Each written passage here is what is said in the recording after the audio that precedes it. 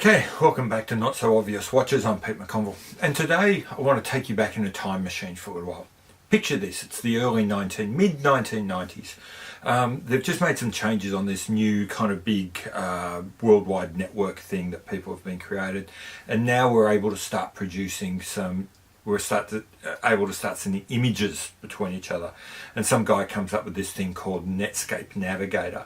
And then in about 1995, the US government passes this law that says people are allowed to use this kind of network thing commercially, and they lift all the restrictions for it, and it gets a new name. We now call it the World Wide Web.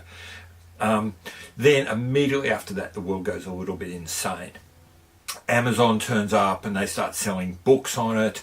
And then we have eBay turns up and they start selling everything that anyone can ever want to.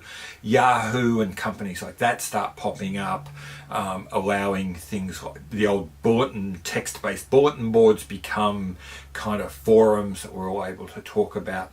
And at the same time, America Online, AOL, goes and introduces new internet packages which allow people to access all of this stuff from the privacy of their own home. It's at 2 in the morning.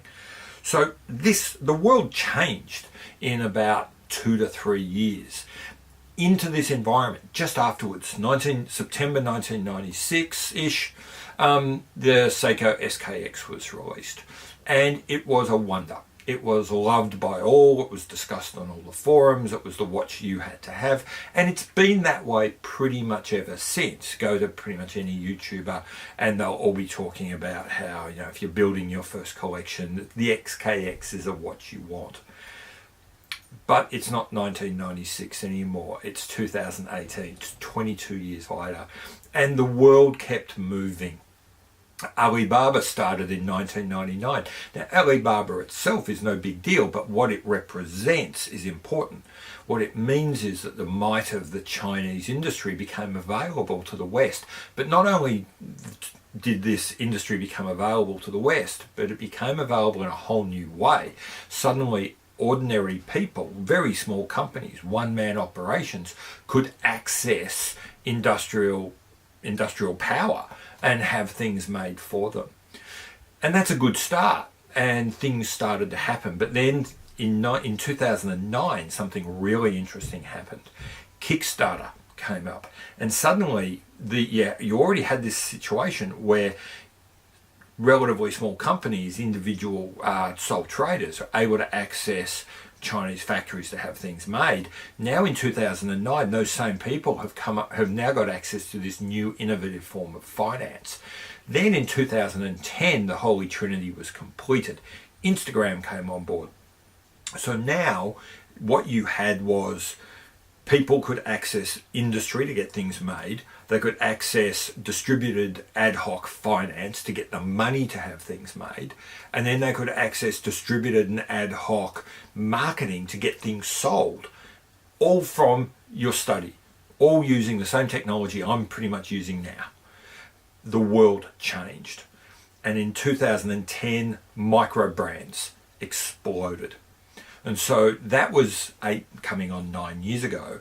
And that means the world is not the world that the SKX was born into.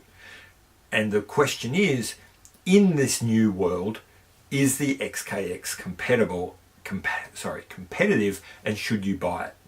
In a word, no, you shouldn't. Okay, so why shouldn't you buy the SKX? In a word, well, not in a word, in a whole bunch of words. Okay, from a design point of view, the design's pretty average. The movement, which is the 7S26, no hacking, no hand winding. It's pretty much every micro brand offers something better. Every micro brand would go for the next level up in the Seiko range, the NH35, and in every case, it is always better. If you look at the case, okay, so this is my opinion and your ideas might vary, but to me it's a lump and blob that looks like the tooling's worn out and it can't put a nice clean edge or a crisp line anywhere anymore. It kind of looks like the mold was left in the sun and just sort of melted.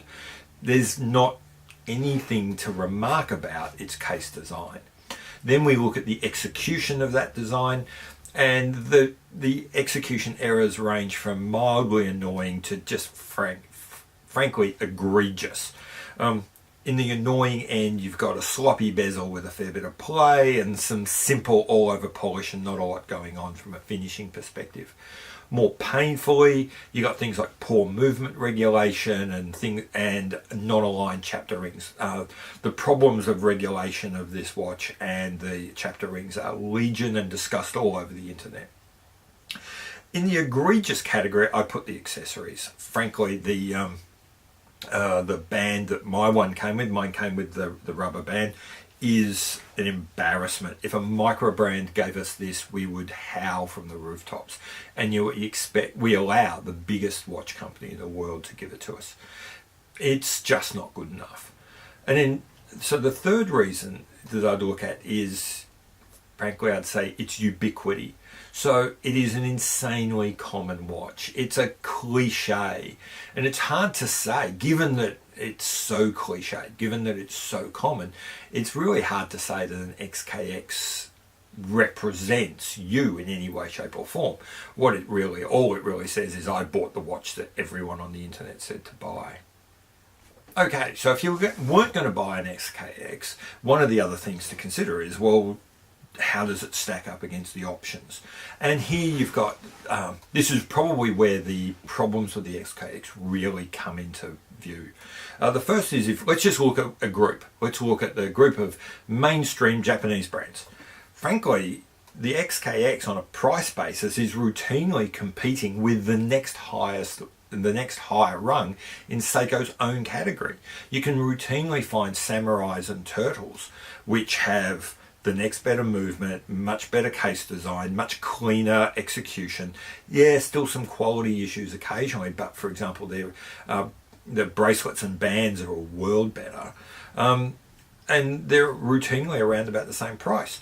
Likewise, you've got Orient providing the Mako and the Ray, which are probably similar in standard, but the new Orient, which some people are calling the Mako 2 or Mako 3, I can't recall which.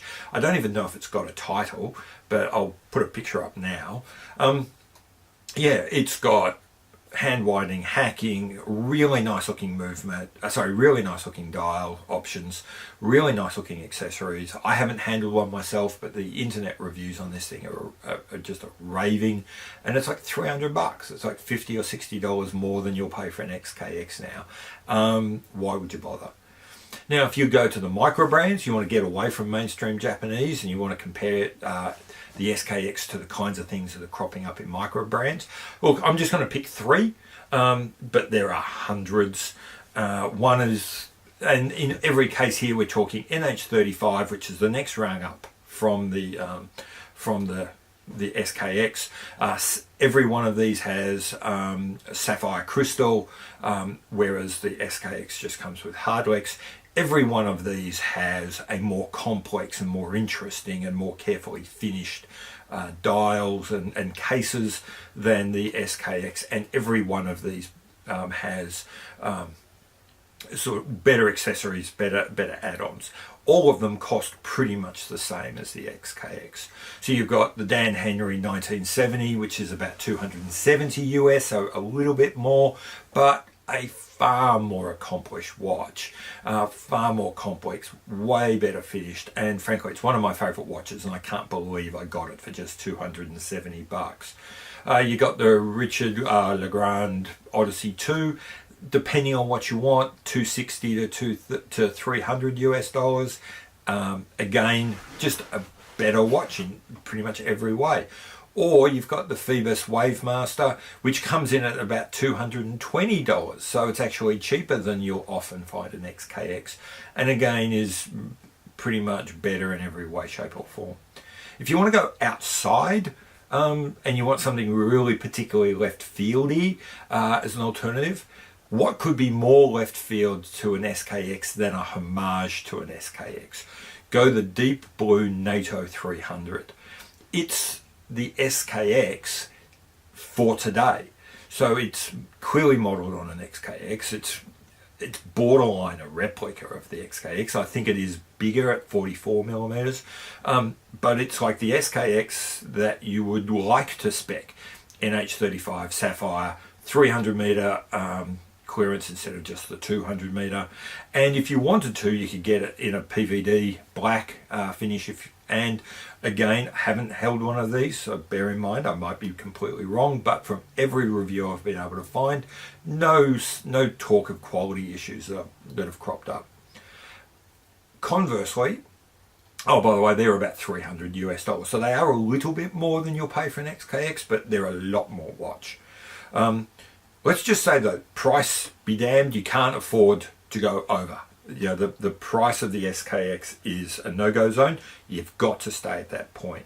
But you want something that's kind of so you definitely want something that's affordable slash cheap, but you also want something that's kind of iconic and kind of quirky. Then the answer is obvious. It's the Vostok Amphibia Scuba Dude. $50. How can you, 56 I think, dollars. Cannot go wrong. It's got all of the character of the SKX. It's got all of the iconic features of the SKX. It's probably not built as well. It's probably not as rugged, but on the other hand, it's $50. So it's very hard to go past that. Okay, so with all that in mind though, there are two reasons why you might still want to buy an SKX. By the way, I own an SKX, so I've got the orange one. And I represent one of the reasons that you would want to buy one. The first is they are so moddable. So if you want to tinker with your watch, if you want to buy the base of something and turn it into something that's completely new and original, very much you, the SKX is the place to go. There are so many options, and so if you're a modder, then the SKX starts to make a lot of sense. The other option is if you're someone like me and you're a collector. And so for you, it's not necessarily about buying a great watch. It's about buying a watch that fits into your collection. Now, as much as I've rubbished the SKX, you can't deny its iconic status. You can't deny that it's an important watch. And if, like me, you want to go sumo, monster, samurai, turtle, tuner, then in that spectrum, you want SKX. So if you're a collector, if you want to pad out that line of Seiko divers, then going with an SKX does make an awful lot of sense. So the takeaway here is really today in 2018, unless you want to complete a collection or unless you want to go for a mod, you really shouldn't buy an SKX. There are way better alternatives. There are better alternatives from Seiko themselves, better alternatives from Orient. I gave you 3 examples of micro brands that are better, but I could have given you another 30. And if worse comes to worse, you can actually buy a homage to an SKX that is in fact better than an SKX. So I've got one of these watches. I love it. I'm not flipping it. I'm not selling it. But you know what? I can't recommend to anyone else that you would buy one on the basis of just wanting the watch. So anyway, if this has been useful, or if you've hated it and just want to spite me, you can do that by liking and subscribing this video. I'm trying to build this channel and every little bit helps. So thank you very much.